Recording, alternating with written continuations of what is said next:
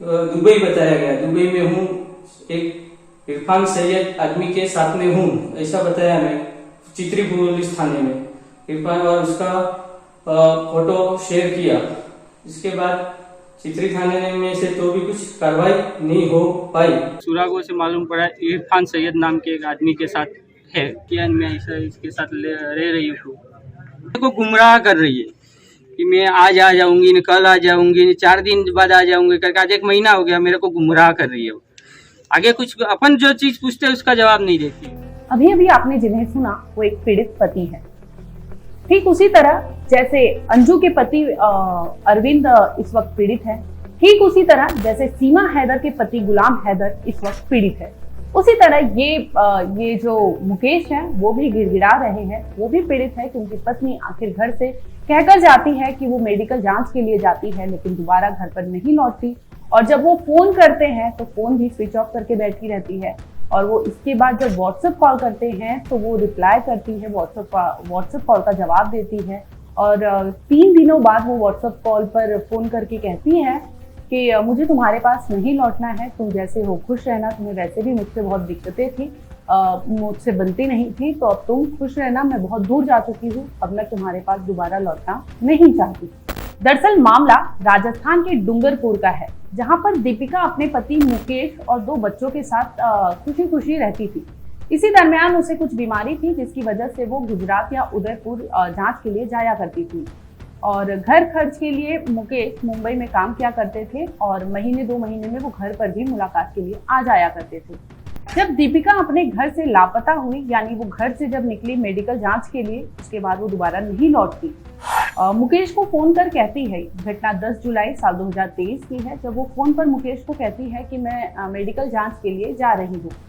मुकेश इस पर कहते हैं कि हाँ ठीक है, तुम जाओ और ठीक से घर लौट आना। ये उनका आखिरी कॉल होता है, जिसके बाद उसकी वो गुमशुदगी की रिपोर्ट दर्ज करा देता है कि उसकी बीवी यानी 10 जुलाई के बाद दोबारा घर नहीं लौटी रहती है।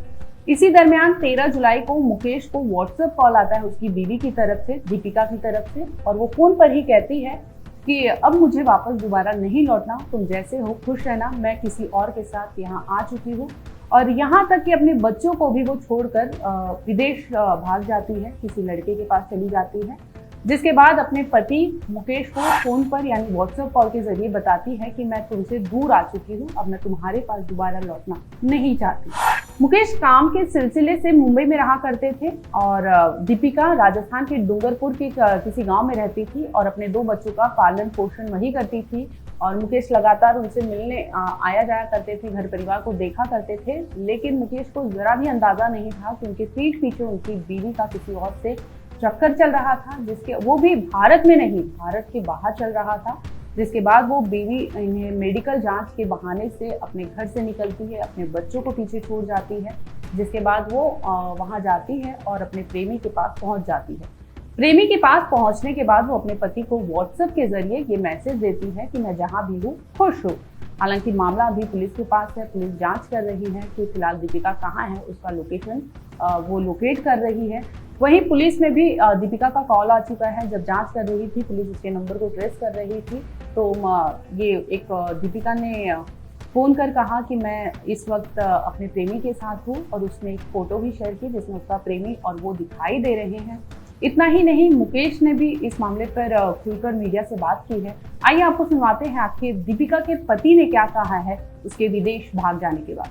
10/7/2023 को अकेली गई थी, मेरे को बोली, मैं मुंबई में था, मेरे को बोली कि मैं हॉस्पिटल जा रही हूँ। मैं बोला ठीक है, वो हमेशा जाती थी तो मैंने विश्वास किया जाती आती है तो आ जाएगी शाम तक। तो मैंने बाद में शाम को फ़ोन किया 4 बजे, वो बताया मेरे को कि मैं अभी दवाखाना पहुंची नहीं है, आज गाड़ी लेट है, बारिश है, इसकी वजह से पहुंच नहीं पाई हूँ। हमेशा कभी 1-2 बार ऐसा पहले भी हुआ है, गाड़ी लेट ऐसा है, तो मैं ठीक है करके शाम को फ़ोन करती है करके उसने फ़ोन रख दिया। फिर शाम को मैंने बात की तो बोला है कि अभी डॉक्टर साहब नहीं आए, मेरी कुछ बात हुई नहीं है, मेरी रिपोर्ट कल होगी, ऐसा करके उसने बताया। फिर कल रिपोर्ट की उसने, फिर बोला मैं आज शाम तक घर पहुंच जाऊंगी।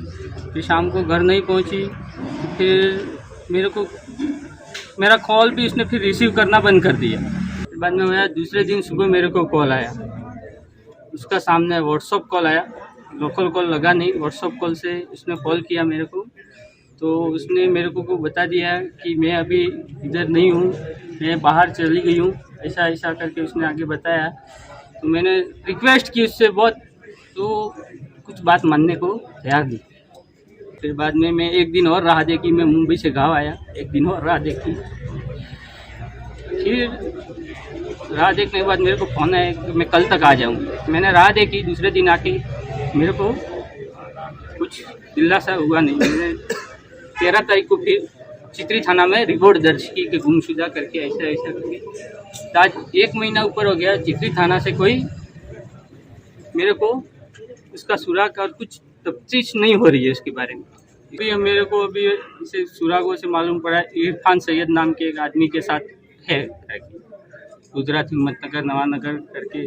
उसने खुद पुलिस थाने में ऐसा बताया, ऐसा सुनने में आया। मेरे को तो हिम्मतनगर इतना ही बोलती है, नवानगर तो मेरे को तो नहीं बोली। के बारे में तो वो पूछती है, मगर अभी मैं उसको बच्चों के बारे में बता के क्या, अगर उसने इतना बड़ा कांड कर लिया तो बच्चों के बारे में बच्चों को उसके कैसे उसके भरोसे से छोड़ सकते हैं। तो मैं अभी बच्चों को तो समझा रहा हूँ कि इधर है उधर है करके समझा के बात कर रहा हूँ। हाँ, उसने बोला मैं इधर आ गई, इधर ऐसा ऐसा धर्म परिवर्तन किया, मैं ऐसा इसके साथ रह रही हूँ। मेरे को गुमराह कर रही है कि मैं आज आ जाऊंगी, न कल आ जाऊंगी, न 4 दिन बाद आ जाऊंगी करके। आज 1 महीना हो गया, मेरे को गुमराह कर रही है। आगे कुछ अपन जो चीज पूछते हैं उसका जवाब नहीं देती है। एक और सीमा हैदर पाकिस्तान से अवैध तरीके से भारत में दाखिल हो जाती है और अपने प्रेमी सचिन के पास 4 बच्चों समेत पहुंच जाती है और वो खुशी खुशी वहां रहने लगती है। जैसे ही ये कोर्ट मैरिज के लिए जाते हैं, खबर सामने आ जाती है और मीडिया में लीक हो जाती है, जिसके बाद पता चलता है कि वो अवैध तरीके से भारत में अपने प्रेमी से मिलने आई है। वो भी अपने पति गुलाम हैदर को छोड़कर बिना तलाक लिए वो भारत में रह रही थी। ये मामला थमता भी नहीं है, रुकता भी नहीं है कि इसके बाद राजस्थान के अलवर से एक मामला सामने आता है अंजू का। अंजू अपने पति अरविंद के साथ, अपने बच्चों के साथ रहा करती थी। अंजू अपने पति अरविंद को कहती है कि वो अपने दोस्त से मिलने जा रही है, लेकिन वो दोस्त से मिलने की बजाय वो चली जाती है पाकिस्तान पहुंचने के बाद वो वहां पर अपने प्रेमी यानी नसरुल्लाह से शादी कर लेती है, निकाह कर लेती है। जिसके बाद वो लगातार इस मामले पर लगातार दोनों, नसरुल्लाह भी और अंजू भी लगातार चुप्पी साधे थे। ये नहीं कह रहे थे कि उन्होंने शादी की है, लेकिन कुछ दिन बाद आखिरकार नसरुल्लाह सबके सामने आते हैं और वो कहते हैं कि हाँ, उन दोनों ने निकाह कर लिया है। अंजू अब भारत जल्दी लौटेगी नहीं, और जब भी लौटेगी तो वो अंजू और नसरुल्लाह दोनों साथ भारत आएंगे। हालांकि नसरुल्लाह ने ये भी कहा कि अंजू अपने बच्चों को मिलना चाहती है। वहीं अरविंद, उसका पहला पति यानी अंजू का पहला पति, लगातार मना कर रहा है कि अंजू के आने के बाद उसको बच्चों से नहीं मिलने दिया जाएगा। वहीं बता दें आपको कि अंजू भी बिना तलाक लिए अपने पति से दूर गई है और वहां पर उसने निकाह कर लिया है। दूसरी शादी अवैध तरीके से उसने वहां पे कर ली है। अब इस लिस्ट में एक और नाम सामने आ रहा है, जो नाम है दीपिका। वो भी राजस्थान से, हालांकि अंजू भी राजस्थान से थी, दीपिका भी राजस्थान से है। राजस्थान से दीपिका विदेश भाग जाती है, जहां पर वो अपने प्रेमी के साथ रहती है और प्रेमी के साथ बकायदा उसने फोटो शेयर किया है, जिसके बाद मामले की तहकीकात में पुलिस जुट गई है। वहीं पति ने भी अपने बयान में बहुत कुछ खरी खोटी चीजें कही हैं इसके लिए, दीपिका के लिए। लेकिन बहरहाल इस मामले में जो कुछ होगा हम आपको अपडेट जरूर देंगे।